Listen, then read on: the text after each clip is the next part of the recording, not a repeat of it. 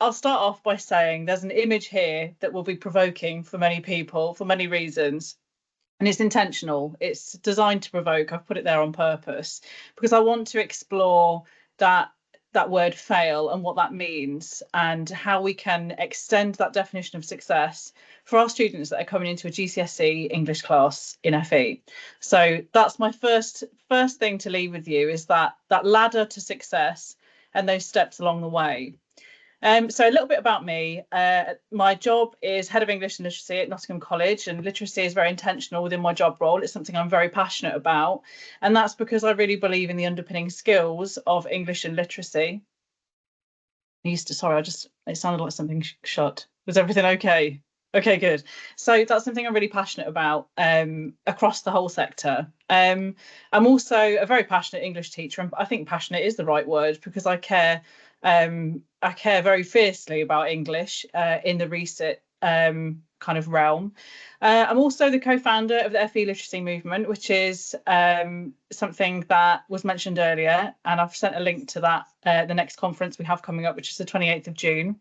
I also am really passionate, again, about research.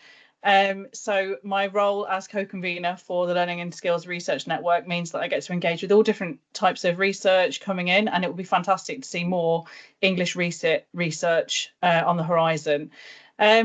So I'm also recently a member of the Secondary and Further Education Committee at the English Association, and there's also some super work going on to promote best practice and generate discussion around English research. And just think something that's interesting about me is that I've worked in every single phase of education at some point, from early years all the way through until to HE. So I've seen a lot of literacy stuff, and it's interesting. And it's interesting to see that whole journey. So that's just a bit about me. And I want to draw next on the point of what does success mean, and why is this important? So success, when we think of it, a lot of the narrative around success at GCSE research is around that grade 4 or above. Did they get there? That's the data that everyone's interested in, and that's what we want to know about. But I think success means a bit more than that. And I think it's about the incremental steps along the way. So each step on that ladder, and those steps might equate to years, don't necessarily result in failure. Actually, it's about progress, and it's about the wins along the way and supporting our students to make those next steps, develop and fine-tune those skills so we get them to the point of success. And even if they don't quite get to the point of success, if we're determining that's grade 4 or above, even if they don't quite make it there, to give them something to make them a bit stronger and a bit more prepared for life with the literacy skills that they have. So if we look at our resit pass rate nationally across the years, there's a question mark there for 2024, and we'll find out what that is on results day. But that's a huge proportion of students that don't get 4 or above. But that's not to say those students aren't successful in their own right along the way. And something that I'm really interested in is how we provide opportunities for our students to experience success at each step, because I think we can do that and we can give them that opportunity. So I'm going to talk through some different things that I've tried, that I believe in, that I think are important for our students. And it's not everything on the list that that's out there, and there's some fantastic practice happening across the sector, and I'd love for people to share in the chat things that they're doing that help their students feel that sense of success as well. So again, just extending that definition, why we know many of them won't pass, but they can all make progress, and the spoken endorsement is a really huge sticking point for me with our GCSE resits, because it is an outcome that we should be meeting, and I think it's really important, and I'll talk about why shortly. So if I just move on to why I think speaking and listening is so important. So there's loads of evidence that links talk, high quality talk and opportunities to talk, to attainment. So it's something that we can't ignore. We can't ignore that speaking and listening is important if we want our students to be successful. Oracy impact significantly all the way through, and good oracy skills are critical if we want to break down those barriers between language and social disadvantage, because there is a link there. So the link there, further drawn upon by the work done by Sutton Trust, that speech and language difficulties are more prominent with those that are from disadvantaged backgrounds. And I think for most, and indeed, or if our students come to us and they're resitting, they're already demonstrating there is a disadvantage there for whatever reason that might be. In Nottingham City, the city that I work in, we are 10th. I think we were 11th or 10th. We might recently moved on that indices of deprivation. So deprivation levels are really high, and our students are disadvantaged comparatively to other areas. But really, we're all dealing with students that are disadvantaged because they didn't get that grade 4 or above. But the speaking and listening endorsement gives them an opportunity to express themselves, to talk about themselves or their interests, and experience that success. So there's some fantastic work done by Voice 21, which is a charity that I'm absolutely love to sing about, because they've got so many resources that you can just pick up and use, and their work is so impactful. And I think as a sector, it would be nice to see us navigating more through a phase of oracy and embedding that. I really do think that the speaking and listening endorsement is a great opportunity for our students to be successful and demonstrate their skills. So first of all, that's a huge win for me, and it's a win that we are embedding this year before Christmas, so they can feel that sense of success as they move throughout the year. So that's number one for me, a way to extend that definition of success. The next thing I want to talk about and just show you a bit more about is Story Valley. Story Valley is a project that embeds all of those underpinning skills into a project which for us is going to last 6 weeks. I worked with UNESCO, Nottingham is a city of literature. So I worked with UNESCO and its director and the Literacy Trust to come together and pilot a project. So Story Valley is a storytelling project we are embedding at the beginning of the year for the first 6 weeks. So similar to what Bianca was saying, we've dedicated 6 weeks to this project. The project gives students from vocational backgrounds, but it's not limited to vocational backgrounds either, but it gives students, and it was designed for students from a vocational background, to explore their own personal stories, tell that story, share that story, and then create something. And if possible, using their vocational skill set and their vocational lessons. So that's something that as a college we've piloted.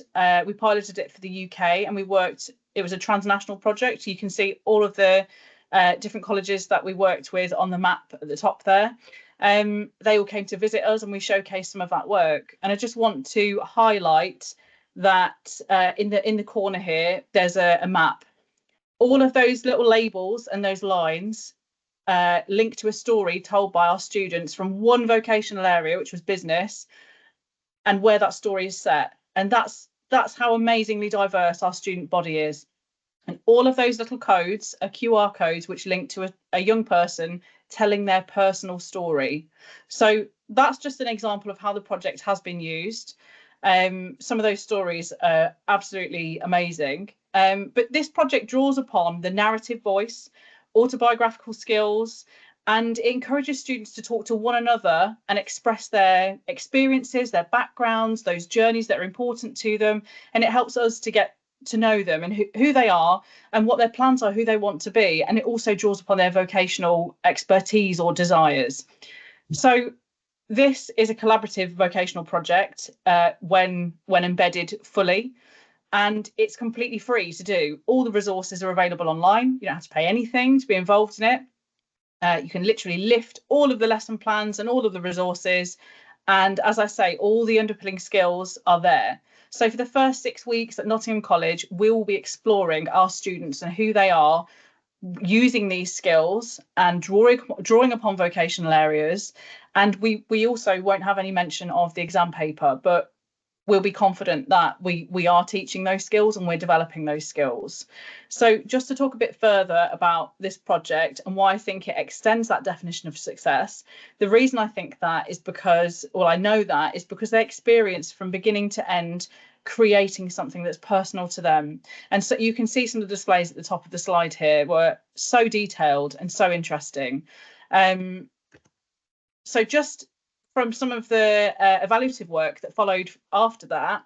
So it comes from Edinburgh College, who are one of the leading creators of this project. 80% of students that were involved in it developed their storytelling skills, and 94% of teachers felt that Story Valley had helped students to develop their storytelling skills. And we know that that's a huge part of what they need to do to be successful in English language research.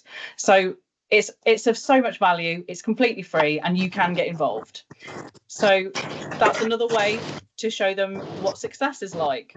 So another thing that we've embedded at Nottingham College is the idea and the demonstration of incremental success. So we have incremental grades within the grade boundaries where they can achieve bronze, silver and gold. So what we felt was in previous years is that students would sit on a grade 3 and they'd see grade 3 across the whole year at each assessment point, because that territory is actually quite broad. There's a lot of distance between those lower grade boundaries, and students can feel like they're really fixed and they're not moving. So something that we have implemented is to give them the opportunity to move up within the grade boundaries and to be able to demonstrate that at each assessment point. So that's something else that I think helps them to feel a sense of success and extends that feeling of success and the opportunity for that. Kirsty, something else. Sorry, sorry, am I going over?